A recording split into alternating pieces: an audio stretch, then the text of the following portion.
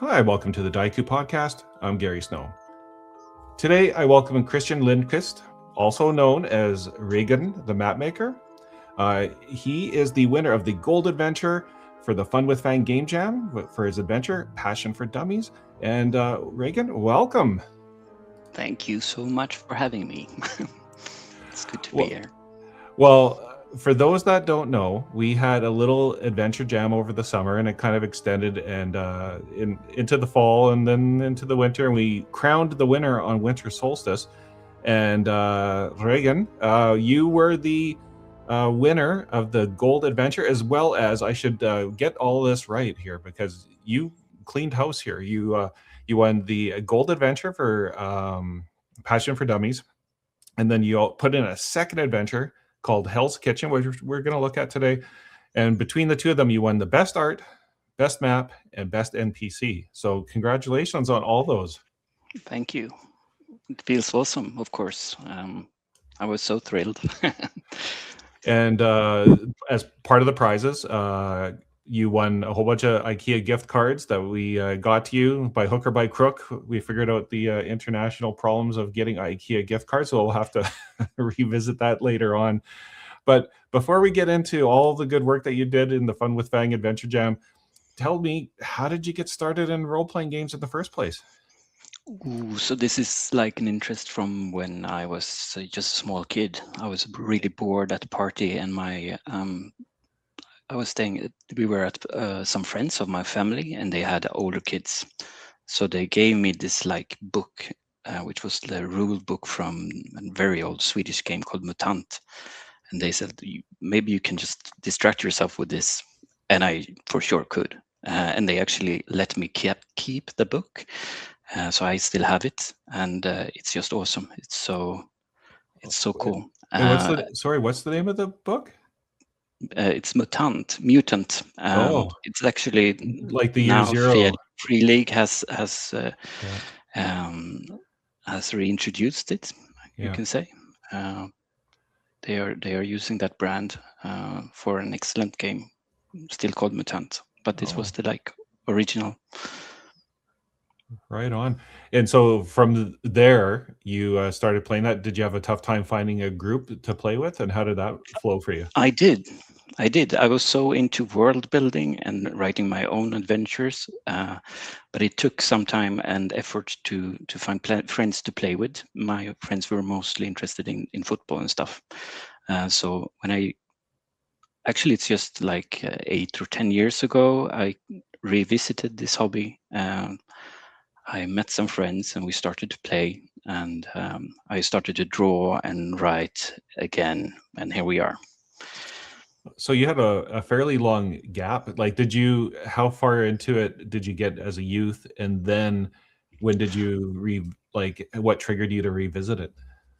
I think as a youth, I was like drawing maps mainly, but also writing adventures.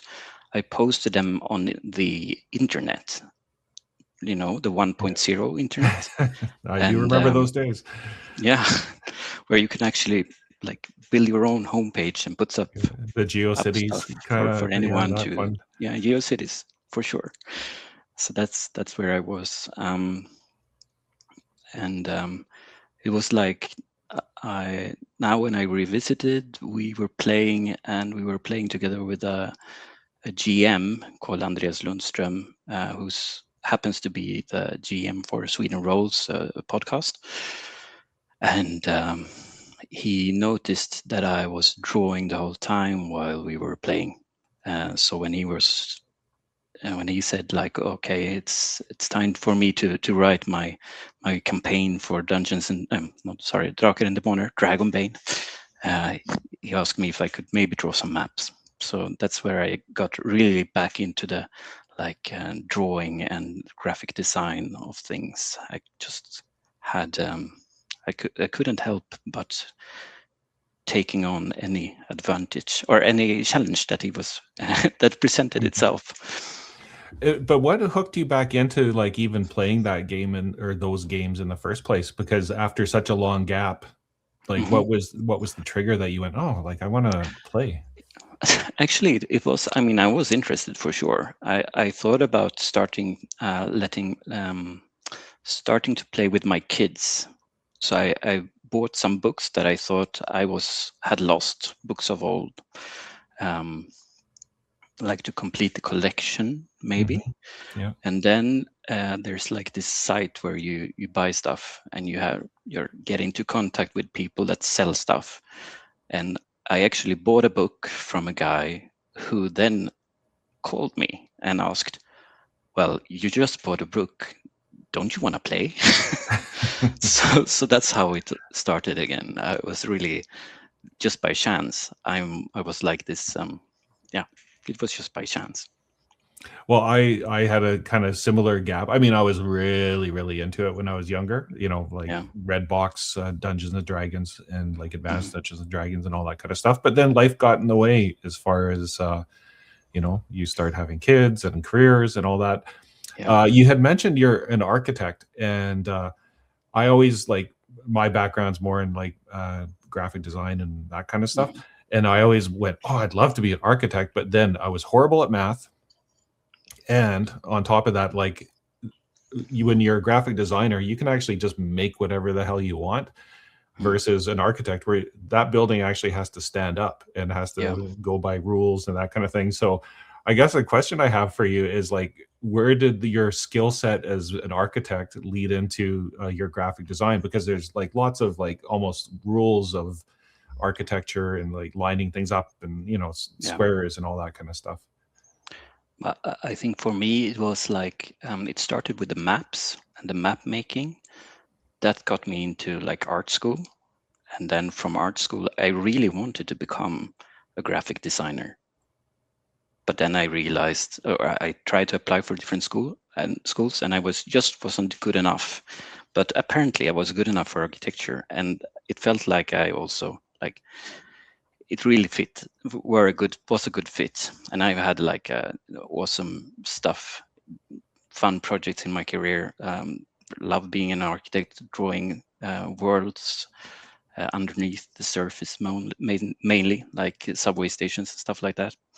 But revisiting graphic design and map making on my free time is also just like awesome. It's in a way a dream come true.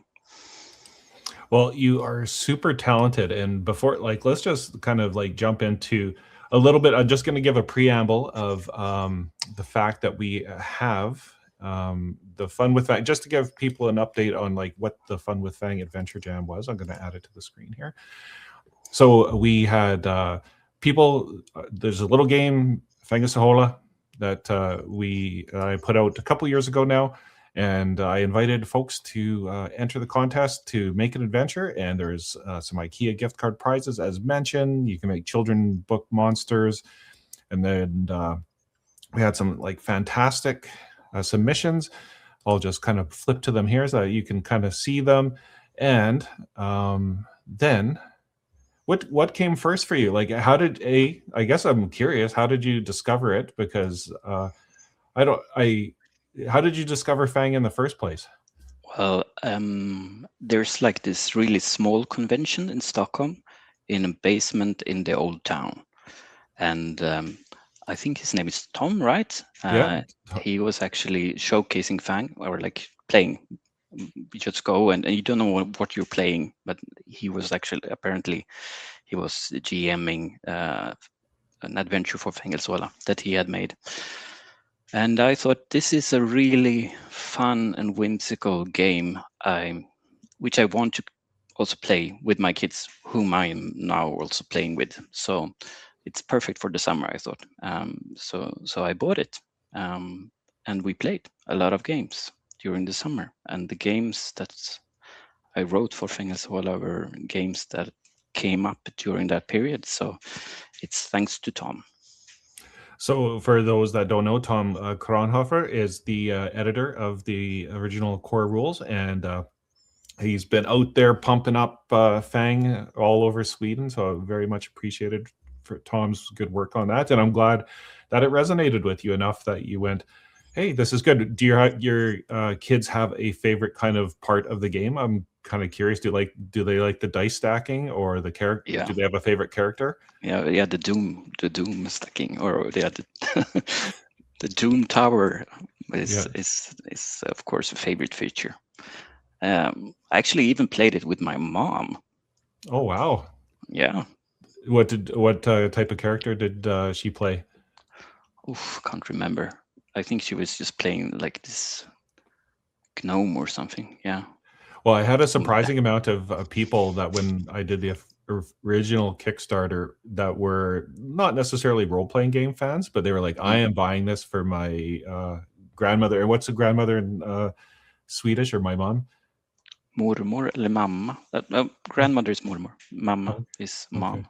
So I had a lot of people going, "I'm getting this. It's a good Christmas Yeah. present," and that kind of thing. So, anyways, I'm very grateful that you it resonated with you and that you were able to bring it to your family. And that's exactly what I had hoped for. Is like it's a good, hopefully simple and fun game to play at the table with young ones as well. Yeah, and I think that was something that really also inspired me to do these games, that made it so much fun in a way, because it has like this whimsical approach and it's really simple, so you can just smash out an adventure, also in writing, for me at least, quite effortlessly. And I don't usually, when I'm drawing stuff, have like this pressure of performing, and I didn't feel that when doing this competition entries. So yeah, that was really Cool. nice. Cool. Well, I'm glad you did it. What was first? What was let's go one by one. What was the adventure that you did first and came to you? It was Heel's Kitchen, and Heel is of course like the watcher of the um, Death Kingdom in the Norse mythology, right? Yeah. I think so. Yeah. Yeah. So let's bring it up here. So everybody has always said like a wonderful art, and you can kind of see the architecture aspect of it, like your architecture rendering kind of style to it a little bit. Mm. So, anyways, fantastic cover. Everybody loves it. Um, just tell us about the, I guess the premise of it in general, and then as we can just kind of flip through it and kind of go through it.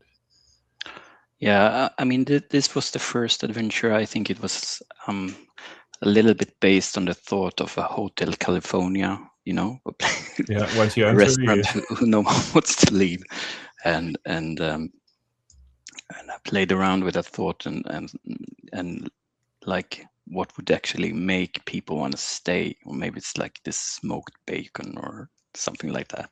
yeah. And then it came to me like I was trying to combine it with this character Heel, who has like two faces. So one beautiful face, or beautiful part of the face, Hmm. and then the one is like death, just a skull in a way. So, and then I thought, okay, I was just populating this place really, and I think I was also like, in a way, I was working very much from the map, like trying to figure out, okay, so there's the bacon must be somewhere. You try to reach this bacon because someone craves it, and I wanted to like make a small intrigue with this heel character, being like that you were able to see her both in as her pretty face and the other darker side. And I guess we should probably say spoiler alert because we're going to be talking about the adventure. So if you plan on playing, just so you know, but primarily I'm sure people are going to be the ones that are running this for other folks. And then, so talk about those two faces. Maybe that's maybe a good place to jump off with the spoiler alert mentioned. No, I think it's in a way, the characters meet her presumably as she's in a way locked into this place as well. You can say she's also here bound by a contract, and so she you meet her with her beautiful face as barmaid upstairs, and she asks for help. And this is like an added like plot to the original plot, which is just to fetch the bacon. And then when you meet her again with her, when you see who she really is, it's apparent that she cannot escape on her own. So you might need to like destroy something for her so she can actually also get out of Hale's kitchen. So it's not as simple as it kind of first looks on the surface. There's intrigue and subplots, and everybody's got their own kind of angle. Yeah, that's usually one of my, my drawbacks when I write. I tend to like add layers. I think writing in English, as it's not my primary language, makes me focus a bit more. But yes, there's some layers, there are subplots, and yeah. Well, and that's what I love about. I mean, when I made Fang, the idea is like it's a little bit OSR styled, where it's like it's not railroady. It's just like there's stuff in here, and you can just kind of poke around and explore. And you did a fantastic job of doing this. Especially, I loved this little note on the letter of recommendation. How did that come to you? I think it was actually in the end when I realized it felt in a way too simple that Hale was also like just a bad guy. And I thought, okay, but there must be something also like keeping her here. And maybe it's like just this recommendation note from the king. Court supplier. It came to me. I don't know. But like for those that can't see the screen, it's like a lovely note pinged up with a wax seal recommendation on the kitchen, but it's also like a sigil that keeps her trapped, but she doesn't want to get rid of it because she's so proud of it. Yeah, I guess in a way, I mean, writing adventures is also like processing a lot of stuff, and this vanity thing, and you know how it can also make you feel locked in sometimes. Maybe seeps through here, I guess. And I loved, throughout all of these, and for those that aren't familiar with the system of Fang, there's jinxes. So when you do like a tide roll, so like, success with a complication, for lack of a better kind of word, but these jinxes aren't necessarily negative, but they can be. That you have some wonderful jinxes throughout this whole adventure of just like things that can happen in each location. So I thought that was really fun that you had that, as well as the mechanics that you have for drinking booze in the bar. Yeah. Yeah, I like those things, and I really think the jinxes is it's one of my favorite features with Fängelseala as well. And I think I wanted to really emphasize the jinxes in the play and how they were played out, because typically, I guess, in a Fängelseala adventure, they're not so explicit, but here you have actual like suggestions for each room. I thought it also made, for me, it made every room a bit more unique and distinguishable. Yeah, and I think that was always the hope, is that I think what they call like kinetic energy waiting to be unleashed is the idea that it's there, and it's just one bad roll or one roll that triggers a jinx could trigger that enrichment. I've also used that term, enrichment, and like for zoos, the animal keeper, they throw like a big soccer ball in or football in with the elephants to keep them engaged. And I love the idea of like this enrichment that they provide your players, so that all this fun stuff can kind of be triggered. In your art, I have to ask, like, what's your process for art? Like, what do you use, digital or do you do paper first? I mean, That depends. I've done some art for some of the things that I've done with Nordic Skulls, and well, it depends when I do it for them as well. Sometimes it's just analog. Sometimes it's just digital. Sometimes it's from reference. But in the case of Fängelsehåla, I was just drawing in analog, and then I colored them mainly in digital. So it's it's just scribbles on a poor quality paper. Well, they look awesome. And do you do the coloring in then Photoshop? Is what? Yeah. Cool. And I love your limited color palette too. Like it just it has that kind of nice. I don't know. It has that vintage kind of look to it. And this I should have gone back on page 5 here. Is the map, the cutaway map, which is the winning map for the best map for the Fun with Fang Adventure Jam. And I love cutaway maps, and you did a fantastic job of it here. Well, I think it was also one of the things that I really liked with Fängelsehåla is the idea that the cutaway map can provide full adventure, because I had been playing around with that thought myself. And also, like, as an architect, I know that the cut through the section, as we call it, provides information about how the room is perceived in a much more intelligible way than a plan can do. I mean, it informs you so much more.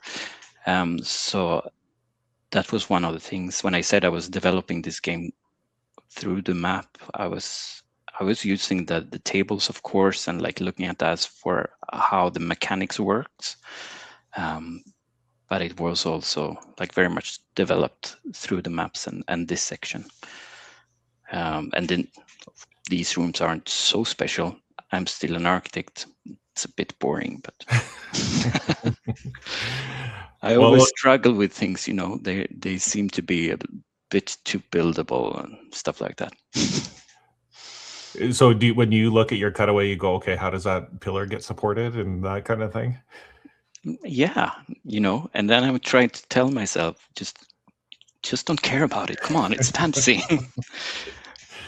Yeah, I usually there's so much cool like concept art and stuff, and those with like really wild shapes of houses and things. And I'm really happy that people seem to like my maps, but I struggle with them being a bit, the fireplace is over another fireplace because there's a chimney there, and yeah, everything follows whatever. There's probably Well, so it's super cool. I love and the thing I like about maps like this is like as the doomsayer or the GM in the game is you can just look and like you get the vibes right away, and you feel like a little person kind of stuck inside of it, and like a tiny little house. It's fun.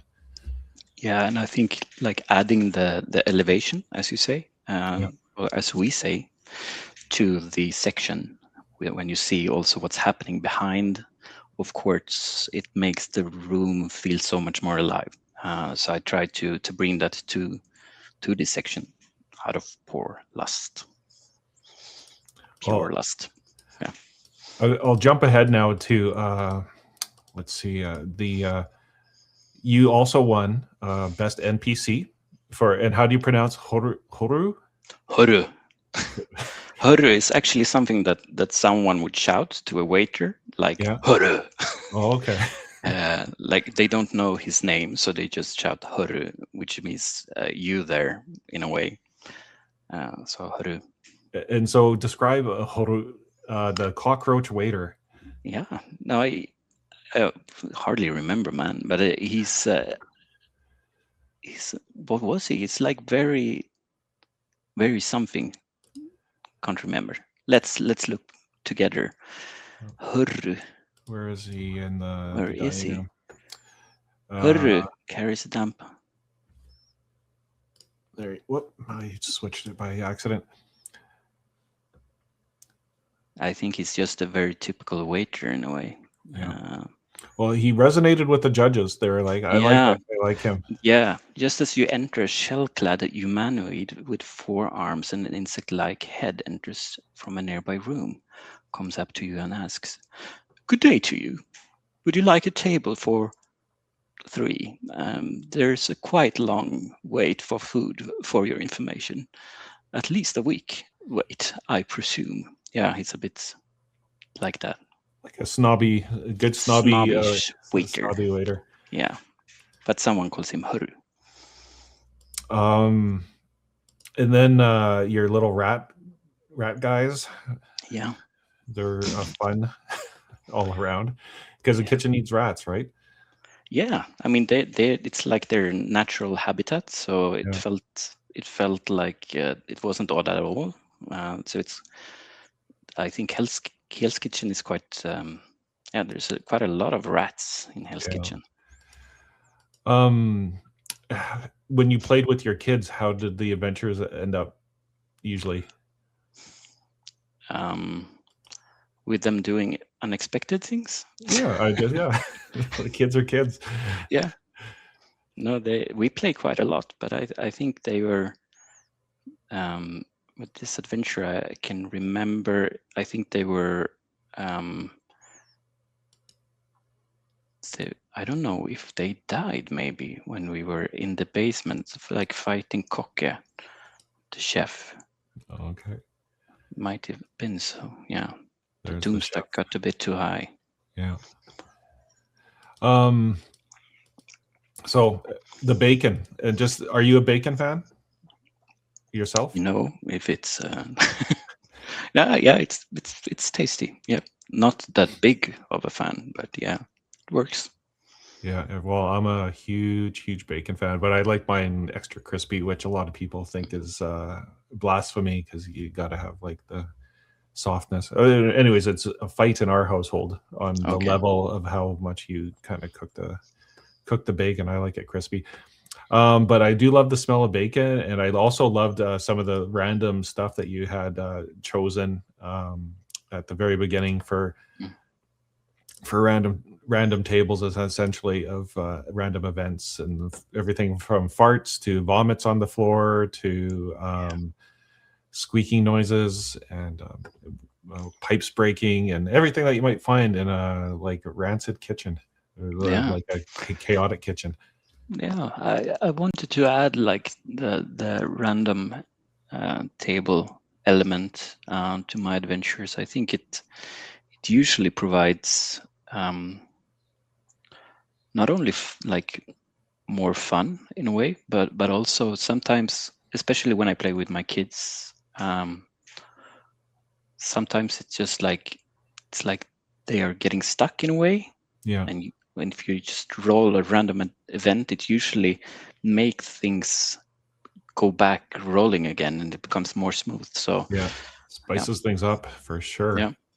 Okay, let's flip over to your next entry. Yeah. Passion for Dummies. How did this idea come to be?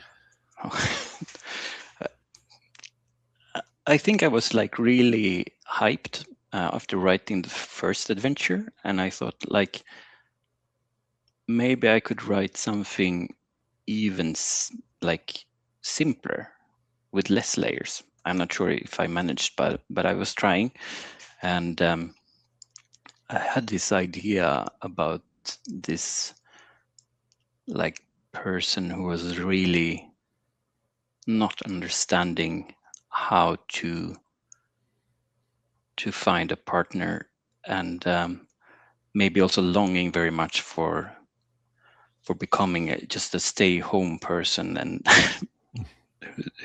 who did not have to go back to work probably, and just and how this person, I mean, the whole setup is this person is trying, he's trying to brew like a potion of some sort, and it fails, and he becomes miserable, and then things go wrong, and this is what the adventurers are like in a way trying to try to seek the truth about. Well, I love this little a book that you drew here. It just, to me, screams, "Oh, I want to open that and see what's inside." Yeah. Yeah, I think when coloring it, I might have added a bit too much of stuff to it, but yeah, it's okay. And how do you pronounce? Well, I won't even attempt this. Häxmästare. And what is that for those that are? I mean, I tried really to also like have the IKEA vibe Yeah. into this game, like naming things into Swedish. Yeah, all the furniture is named after Swedish things. So Häxmästare is another word for wizard in a way. Okay. But it's like more like a witch. So it's a witcher in a way, or a witch master, Yeah. but male, Häxmästare. And I think it's I'm very happy with that name from an IKEA furniture perspective. Well, other than me not pronouncing it, it looks fun. Yeah, it looks Häxmästare. Häxmästare. Okay. And then just maybe go through some of the kind of key points of the adventure. You got everything from a silkworm to goblins that are in the steam sauna. Yeah. And you've got, once again, fun random events happening in the forest, ants, worms, mosquitoes. But the problem with the forest is what? I mean, it's this stew that he's like cooking, and he has been probably cooking it for quite some time. So it just boils, and the smoke is poisonous. So it kills the forest slowly from the hole where he lives, and the dungeon, and then radially like outside of it. So And so the is it the king that is like, hey, go out there and figure out what's going on because the forest is dying? yeah, the ruler of Hemland.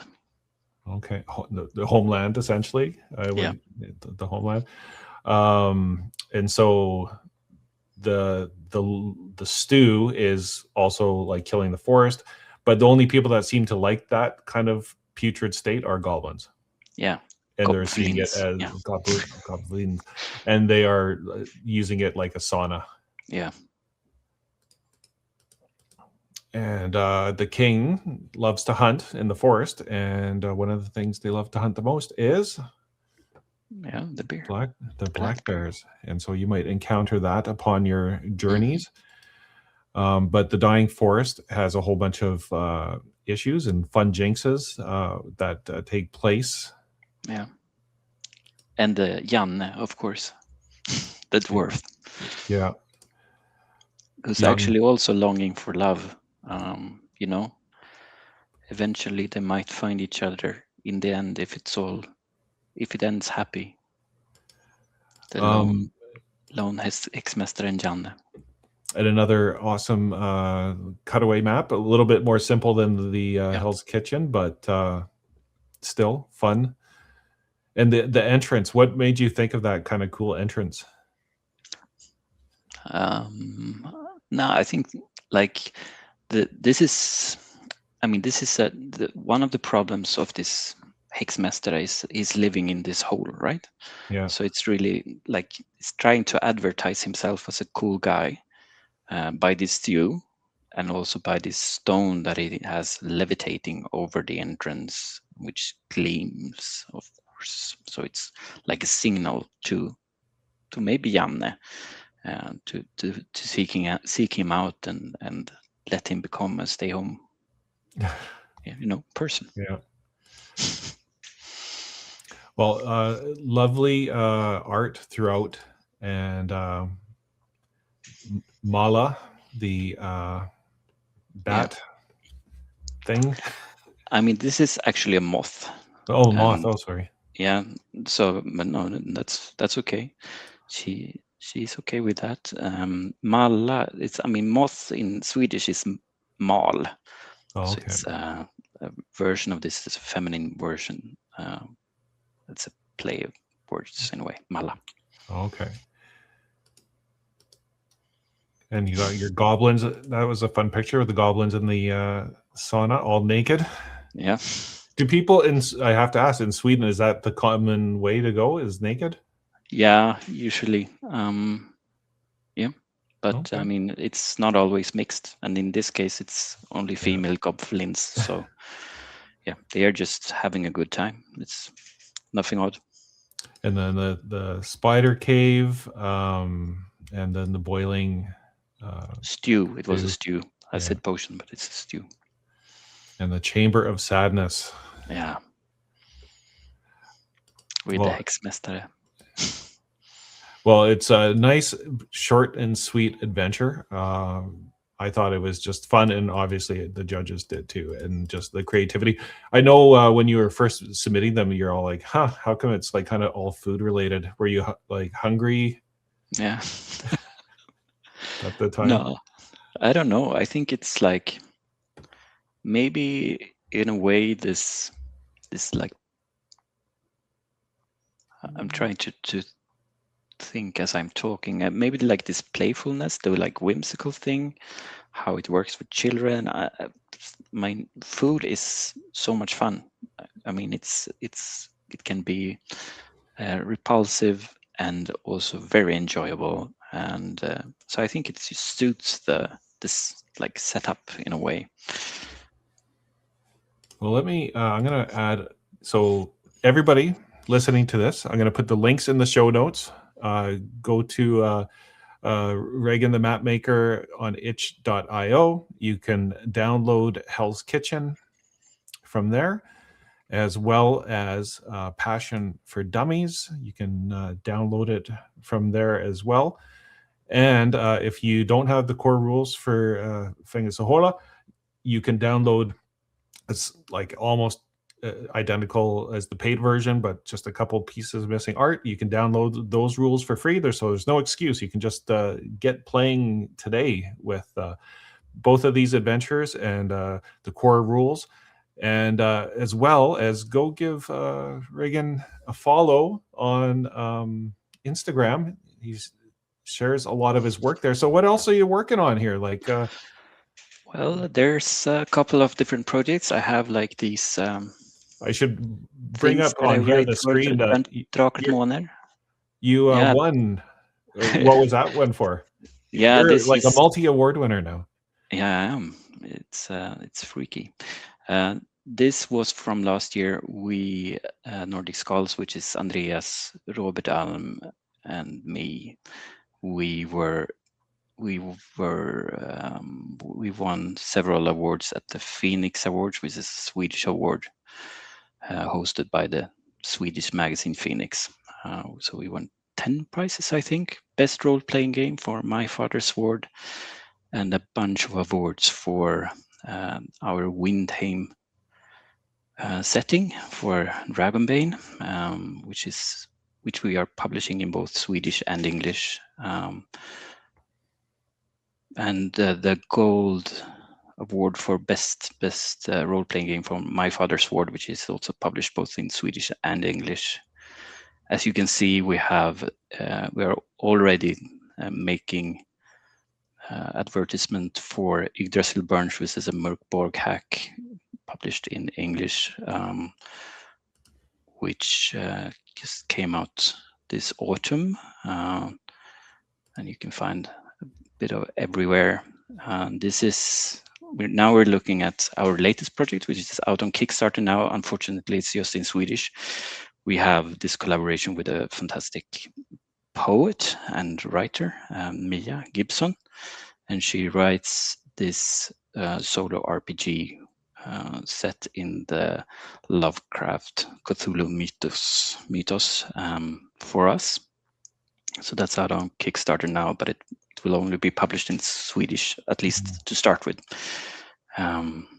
So I'm making most of the graphic design and some of the like trailers and stuff. And these are just some postcards I printed from, kind of old maps that I made. One of like the Norse mythology world, and it was like this.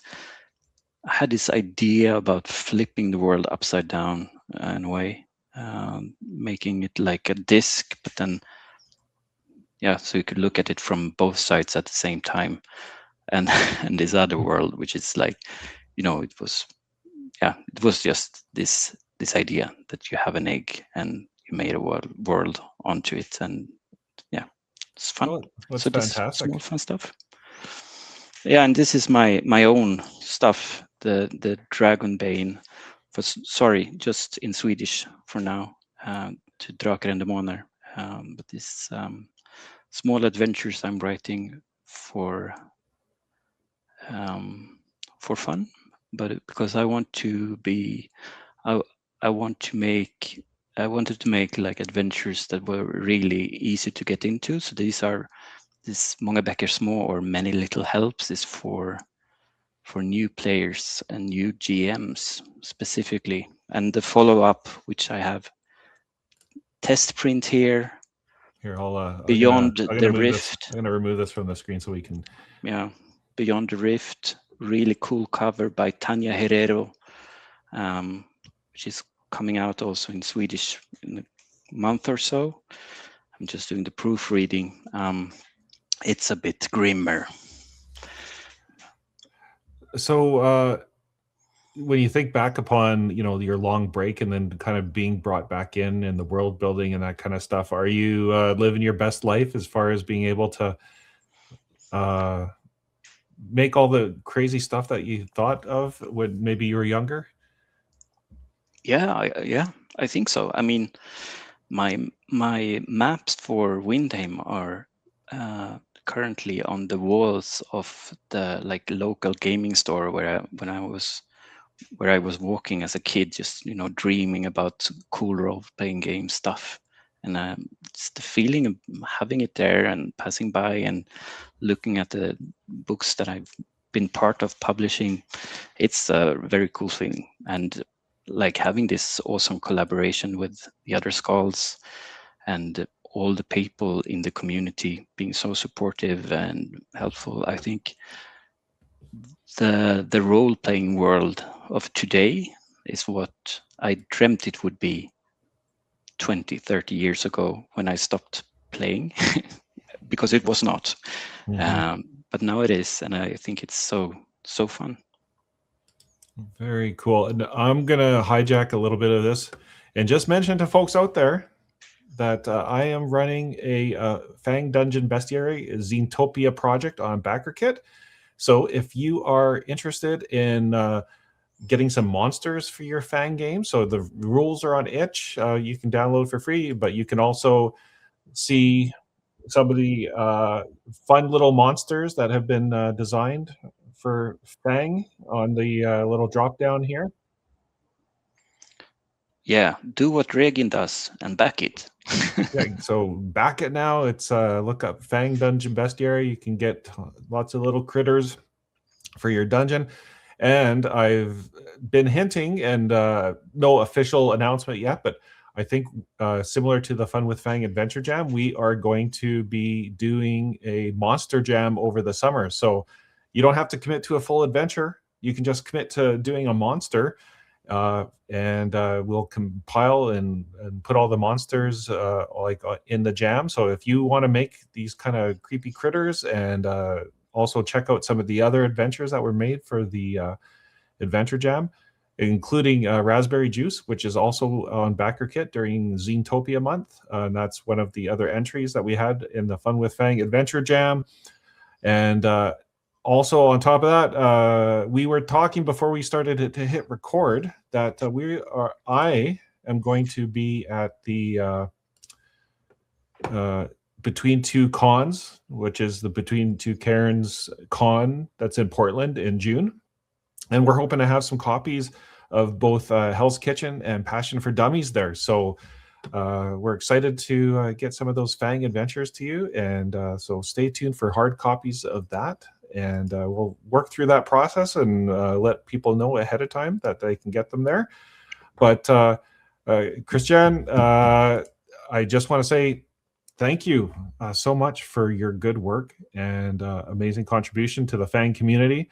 And everybody should download and go give Regin the Mapmaker a like on Instagram and a follow there, as well as download the 2 adventures that you made. So thank you very much. Thank you, and thank you for hosting both me today and the Fun with Fang Adventure Jam. I really enjoyed being part of it. Well, I'm glad to hear that your kids like it too, because that's the best part of it all, is just getting together with family and playing it at the table. So I'm very glad to hear, and wishing you all the best in the future. Well, thank you. Keep in touch.